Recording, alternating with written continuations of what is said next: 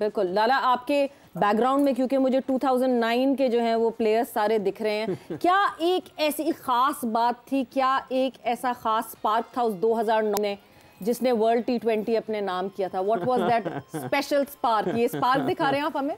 ये हमारा कप्तान है यूनुस खान 2000। आप लोगों को सबको मेरा सलाम। बहुत बहुत अस्सलाम वालेकुम।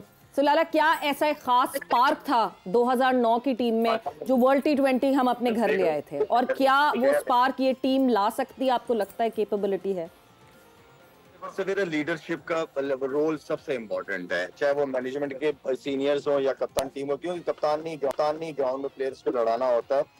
और जो 2009 की बात कर रहे थे, यूनुस खान का रोल बहुत इंपॉर्टेंट था। यूनुस खान की जो सबसे अच्छी चीज थी, वो अपने साथ सीनियर प्लेयर्स को लेके चला है, उससे मशवरे करता था और एंड देन उस चीज को वो ग्राउंड में करता था। तो जब आप कप्तान जब प्लेयर्स को रिस्पेक्ट देता है तो प्लेयर्स जो है उसी तरीके का रिस्पॉन्स लाजमी देते हैं, और आपस में जो ट्रस्ट लेवल है वो हमारा बहुत हाई था। हमारा एक मकसद था, जीत का मकसद था, और सिर्फ जीत। ऐसी बात नहीं कि ड्रेसिंग रूम के अंदर कुछ होते नहीं था, बहुत नाराजगी हुई है उस स्कोर के ऊपर, लेकिन जब ग्राउंड में उतरे हैं तो उसमें साथ हर चीज को साइड पे रखे और फिर सिर्फ पाकिस्तान होता था, उसके लिए करना होता था इंडिविजुअल परफॉर्मेंस। और एज अ टीम हमारे पास सिर्फ जो एक चीज होती थी पाकिस्तानी कौम को उस टाइम पे खुश करने के लिए, वो सिर्फ और सिर्फ जीत होती थी। और उसके साथ जज्बे के साथ हम ग्राउंड में उतरते थे और परफॉर्म करते थे। हमने भी कोई अच्छा स्टार्ट नहीं किया था वर्ल्ड कप में, लेकिन हमारी यूनिटी इतनी स्ट्रॉन्ग, इतनी बाउंडिंग स्ट्रॉन्ग, इतना ट्रस्ट लेवल हमारा एक दूसरे पे जबरदस्त था कि हमें बिलीव था कि अगर यूनुस बैटिंग करने जा रहा है या मिसबा बैटिंग करने जा रहा है तो वो परफॉर्म करके बाहर निकलेगा। तो वो रिस्पॉन्सिबिलिटी सिर्फ यूनुस खान ने नहीं ली थी, वो रिस्पॉन्सिबिलिटी हर एक प्लेयर ने ली थी। लाला, फिर एक मुश्किल सवाल आपसे। After this captains musical chair that happened in the recent past, आपको लगता है ये यूनिटी हमारी टीम में क्रिएट हो सकती है फिर से? क्रिकेट बोर्ड की गलती है जी, क्रिकेट बोर्ड की गलती है। बताना भी चाहिए कि क्यों हटाया गया है और लाना भी चाहिए कि क्यों लाया गया है। तो प्लेयर जो मैसेज है ना, वो बोर्ड की तरफ से जाना चाहिए प्लेयर को, कप्तान को, जिसको भी लीडरशिप देनी है। जैसे बाबर कप्तान है, बहुत अच्छा है कि 2025 जो चैंपियंस ट्रॉफी है वहां तक अनाउंस कर दिया, बहुत अच्छा किया है इन्होंने। और मेरे ख्याल में बाबर ने भी 3.5-4 साल जो है वो कंटिन्यू कप्तानी की है। तो मेरे ख्याल में बाबर को भी अब हम हमारी एक्सपेक्टेशन ज्यादा बढ़ती है बाबर से, कि जितना बड़ा वो प्लेयर है उतना ही अच्छा वो कप्तान की शक्ल में भी नजर आना चाहिए। बिल्कुल। शायद भाई, ये जो कप्तानी वाला मामला है, आपको लगता है कि कहीं ना कहीं कप्तान पर भी उतना ज़्यादा आ जाता है जब आप इस किस्म की सूरत हाल में हो? आपको हटाया गया, लगा दिया गया, फिर आप अपनी तवक्कुआत के मुताबिक परफॉर्म नहीं कर पाए, भारत के खिलाफ आप वर्ल्ड कप में हारे, उससे पहले एशिया कप में हारे, और चंद माह में, मतलब एक साल के अंदर अंदर तीसरा बड़ा इवेंट खेल रहे हैं, तो कप्तान इस दबाव में आ सकता है, आता है? देखिए, कप्तान की रिस्पॉन्सिबिलिटी तो आ जाती है। जैसे इंडिविजुअल प्लेयर्स अपने नाम के लिए और अपने उसके लिए खेलते हैं, तो इसी तरह कप्तान की रेपुटेशन आ जाती है। तो बाबर स्ट्रॉन्ग कैरेक्टर है, बाबर जो है वो प्रेशर से निकलना उसको आता है। अगर कहीं बैड टच आया उसके ऊपर, तो देन वो अपने आप को दोबारा, अपने फॉर्म को दोबारा लेके आ सकता है। तो मेरे ख्याल में कप्तान की जिम्मेदारियां बहुत ज्यादा है, और कोई मुश्किल काम नहीं है कप्तानी करना। आप अपने साथ सीनियर्स को लेके चले, उसके साथ मशवरा करें, क्या पता किसी प्लेयर से आपको एक अच्छा मशवरा मिल जाए।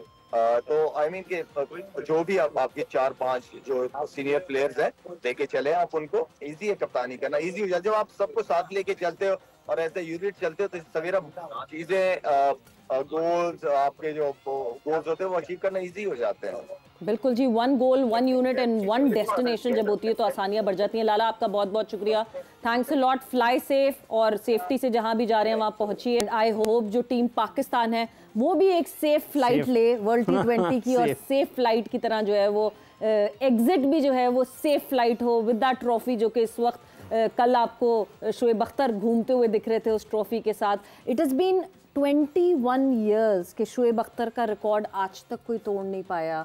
हाफिज, it is a very long period of time, and rightly said कि उनको जो है जिस तरह एम्बेसडर बना के उनको वो ट्रॉफी दी गई। कोई शक नहीं, और आज भी वो दुनिया भर के तमाम गेंदबाजों के लिए ना एक इंस्पिरेशन है। कोई भी 150 या उससे कुछ ज़्यादा जाता है ना, तो सबसे पहले नाम शोएब अख्तर का लिया जाता है कि उसको उनकी जो तेज़ तरीन गेंदबाजी है उस तक पहुंचना है। अभी आईपीएल में बात कर लें, वहाँ पर शॉन टेट जब किया करते थे या शैन बॉन्ड जब बॉलिंग किया करते थे, या उसके बाद भी जितने भी फास्ट बॉलर्स दुनिया में आए हैं, आज तक उनके लिए एक जो मायार है, जो पैमाना है तेज़ तरीन गेंदबाजी का, वो शोएब अख्तर ही हैं। और इसमें कोई शक नहीं है कि जिस तरीके से उन्होंने इंस्पायर किया है पूरी दुनिया में उन तमाम फास्ट बॉलर्स को जो फास्ट बॉलर्स बनना चाहते हैं या बहुत तेज़ गेंदबाजी करना चाहते हैं, आज भी उनके लिए एक तहरीक ज़रूर है शोएब अख्तर, इसमें कोई शक नहीं है। बिल्कुल। और मैं हाफिज़ ये सोचती हूँ कि शोएब अख्तर जिस ज़माने में थे, उस ज़माने में हमें इतने हेवी इक्विपमेंट्स नहीं दिखते थे, फिटनेस के लिए इतनी ज़्यादा रिजीम्स नहीं दिखती थी, इतने न्यूट्रिशनिस्ट का इनपुट नहीं दिखता था।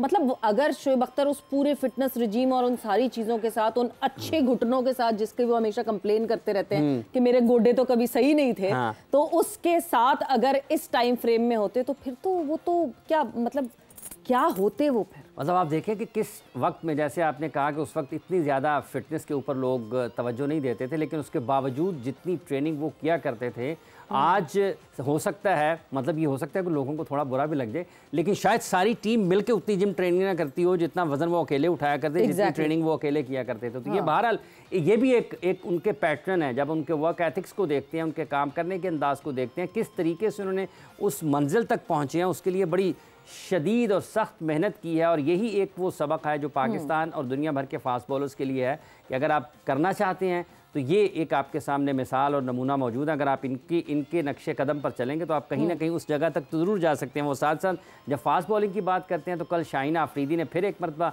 पहले ओवर में विकेट लिया और वो इस तरीके से मेरा ख्याल पहले रिकॉर्ड उन्होंने क्रिएट कर दिया कि जो है most wickets in the first over in T20s। तो 50 मेरा ख्याल पहले। तो ये देखें ना, ये भी एक, हाँ, ये भी अपने तरीके से ये भी एक नई चीज़ है। मतलब पेस को एक तरफ अगर आप रखते हैं, जब शोएब अख्तर की बात कर रहे हैं तो उनकी 160 या उससे ज़्यादा 150 मुसलसल गेंदें उस रफ्तार के साथ किया करते हैं। तो शाहीन भी इस लिहाज से ज़रा मुनफरिद हैं कि मतलब उनकी पहचान ही है कि पहले ओवर में विकेट, ये भी उसी तरीके से पहले ओवर में जब विकेट नहीं लेते तो वो खुद अपने आप से इतना डिसअपॉइंटेड होते हैं कि उसके बाद आपको शाहीन दिखते नहीं है। कल शाहीन शाह अफरीदी के पास एक और चांस था for a fifer in T20 international which he could not achieve.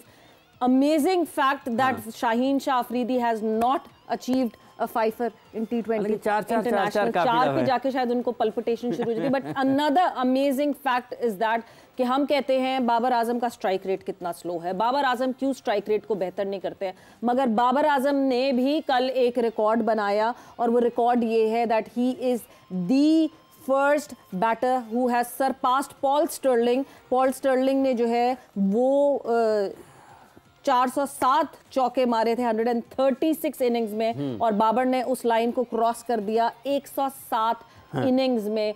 सबसे ज्यादा चौके मारने वाले वो बैटर बन गए। सो बड़ा कंट्रास्ट है बहुत इस पूरी डिबेट में। बहुत मुख्तलिफ चीजें हैं, लेकिन साथ साथ मेरा ख्याल सवेरा आप चलें। बिल्कुल, वक्त यहाँ पे खत्म हो गया है। इस ये जो फैक्ट है इसके ऊपर हम बिल्कुल डिटेल में बात करेंगे। आज के लिए हम ये इजाजत दीजिए, जोर के जोड़ का वक्त खत्म हो गया। थर्सडे को फिर से आपके सामने हाजिर होंगे। Thursday, Friday, Saturday, Sunday, mark your calendars for जोर का जोड़। अपना बहुत ख्याल रखिएगा। टेक केयर, बाय बाय, अल्लाह हाफिज।